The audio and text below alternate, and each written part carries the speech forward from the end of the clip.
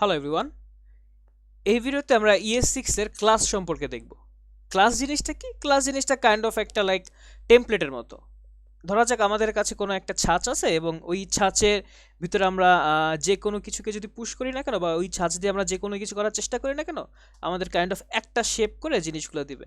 ধরা যাক যখন কোনো পিঠা বানানো হয় বা কোনো একটা লাইক মাটির কোনো কিছু তৈরি করা হয়, তখন ওইটা কাইন্ড অফ একটা ছাঁচের মধ্যে দিয়ে যায়। ওই ছাঁচের ভিতরে হচ্ছে আমরা যে জিনিসটাকে দিই না কেন, ওইটা আমাদেরকে হচ্ছে ওই ছাঁচের যে শেপটা, ওই শেপ অনুযায়ী আমাদেরকে আউটপুট দিচ্ছে বা হচ্ছে আমাদেরকে একটা রেজাল্ট দিচ্ছে আর কি। ঠিক আছে? তো ES6 এর হচ্ছে আমাদের এরকমই একটা লাইক ক্লাস নামে একটা আইডিয়া আছে। সেই ক্লাস জিনিসটা নিয়ে আমরা এখন দেখব। তো এটার জন্য হচ্ছে ইনিশিয়ালি আমরা ক্লাস নামে একটা ফাইল ক্রিয়েট করে ফেললাম এবং এখানে হচ্ছে আমরা কি করব, এখানে হচ্ছে লাইক আমরা হচ্ছে একটা ক্লাস ক্রিয়েট করব এবং এই ক্লাসের ভিতরে হচ্ছে আমাদের থাকবে একটা কনস্ট্রাক্টর। ওকে, আচ্ছা, তো আমরা কথা না বেরিয়ে শুরু করি। তো যেহেতু একটা ক্লাস থাকবে, স্টুডেন্ট নামে হচ্ছে একটা ক্লাস, স্টুডেন্ট নামে হচ্ছে আমরা একটা ক্লাস ক্রিয়েট করে ফেললাম। ঠিক আছে? এবং এর ভিতরে হচ্ছে কনস্ট্রাক্টর থাকবে একটা। ঠিক আছে?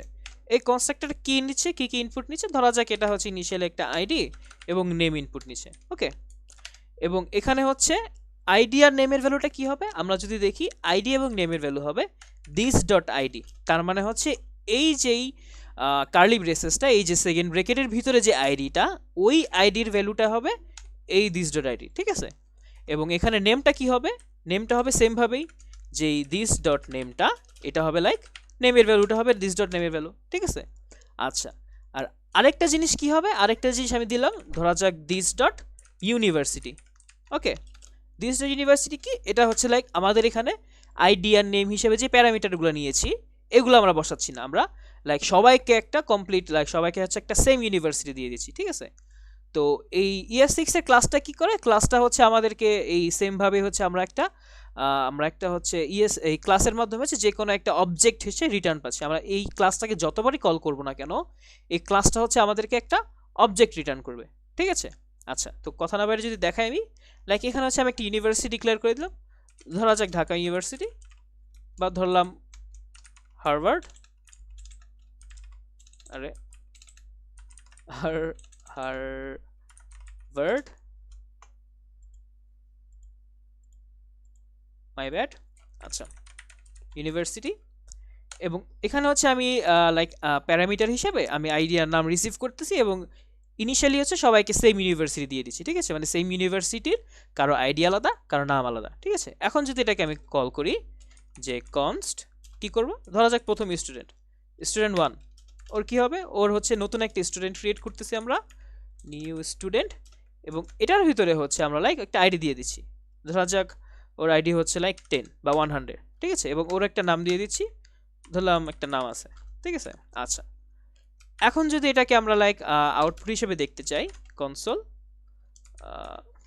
এটাকে যদি আউটপুট হিসেবে দেখতে চাই যে স্টুডেন্ট 1, এটাকে যদি আমরা আউটপুট দেখি, নোট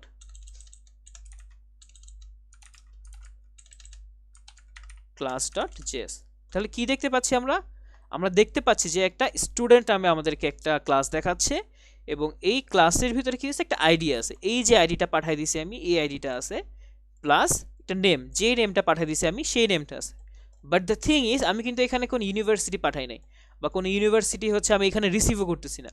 বাট ইউনিভার্সিটিটা হচ্ছে এখানে আমি ডিক্লেয়ার করছি যে যেই আসুক না কেন এই ইউনিভার্সিটি, মানে লাইক কাইন্ড অফ হচ্ছে সেম ইউনিভার্সিটি নিয়ে কাজ করতেছি, তো সেজন্য ইনিশিয়ালি হচ্ছে আমি ডিক্লেয়ার করেছি যে এই মানে সবার নাম আর আইডি আলাদা হইলেও সবার ইউনিভার্সিটিটা সেম হবে। ঠিক আছে? এই জন্য দিস ডট ইউনিভার্সিটি মানে একটা এই মানে ক্লাসের ভিতরে যত যাই আসুক না কেন বা যেই আসুক না কেন, তাকে হচ্ছে সেম ইউনিভার্সিটি দিয়ে দিব। ঠিক আছে? তো সেই জিনিসটা হচ্ছে এই জন্য ইউনিভার্সিটিটা সেম আসে। এখন ধরা যাক আরেকটা আছে লাইক কনস্ট্যান্ট স্টুডেন্ট 2, মানে সেকেন্ড আরেকজন স্টুডেন্ট আছে, সেমভাবে নতুন একটা স্টুডেন্টের আমি ক্লাস ক্রিয়েট করে ফেললাম বা অবজেক্ট ক্রিয়েট করে ফেললাম এবং এটার ভিতরে লাইক আমি ভ্যালু দিয়ে দিলাম, ধরা যাক ওর ভ্যালু হচ্ছে 2 এবং ওর নাম হচ্ছে লাইক ওয়াই, জাস্ট সামথিং একটা কিছু একটা দিয়ে দিলাম। এখন যদি এটাকে আমি কল করি, দেখি কি হয়, সেমভাবেই না আইডি দিয়ে দিল, ওর আইডি যেটা, ওর নাম যেটা সেটা দিয়ে দিল এবং ওর ইউনিভার্সিটি দিয়ে দিল। তার মানে আমরা কি বুঝতে পারলাম ক্লাসের মাধ্যমে, ক্লাস জিনিসটা কি, ক্লাস জিনিসটা হচ্ছে বেসিক্যালি যে এই ক্লাসকে যতবার কল করা হবে বা এই ক্লাসটা হচ্ছে কাইন্ড অফ একটা টেমপ্লেটের মতো আমাদেরকে দিবে, এই ক্লাসকে যতবার বা টেমপ্লেটের মতো থাকবে, তো এই ক্লাসকে যতবার কল করা হবে বা ক্লাসটাকে যতবার ডাকা হবে কাইন্ড অফ ফাংশনের মতো, যে ফাংশন যেভাবে ডাকে ক্লাসটাকে সেভাবে ডাকা হবে, এই ক্লাসটা কি করবে, ক্লাসটা হচ্ছে আমাদেরকে একটা অবজেক্ট রিটার্ন দিবে, ঠিক আছে, মানে কাইন্ড অফ একটা অবজেক্টের টেমপ্লেট, ঠিক আছে, এরকম টেমপ্লেট রিটার্ন দিবে।